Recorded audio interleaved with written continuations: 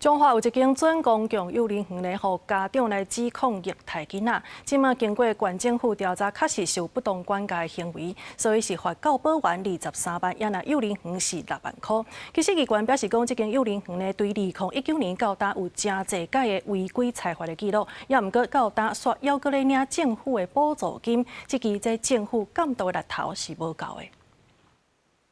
今年7月，有家长出面指控彰化市某一间幼儿园，短短2礼拜内就出现158届教保员不当管教行为。虽往县府调查了后，有采罚行为人甲幼儿园，但是有议员指出，这间幼儿园为2019年到今有侪届违规记录，所以也继续咧领准公共幼儿园的补助。这期县府对准公共幼儿园的审查标准无够斟酌。 家长会向小孩出示准公托，有很大一方面是因为基于教育处对他是有所管控的，所以会对于这份信赖感。所以我觉得彰化县政府教育处在这一方面应该要用最高标准来看待，而不是让有问题的学校一再的领取政府的补助，然后继续来招收学生。彰化县政府表示，该读准公共幼儿园必须符合教育部的相关规范，目前正在厘清这间幼儿园是不是有符合该育的条件。 我们已经函请教育部国教署函释，那后续我们将会视那个函释的结果，再行召开彰化县公私立教保服务机构